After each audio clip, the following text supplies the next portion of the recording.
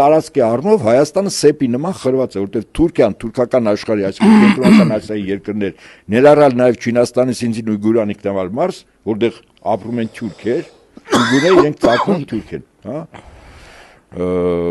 Այդ ճանապարհում Հայաստանը սեպի նման խրված է։ Այդ միայն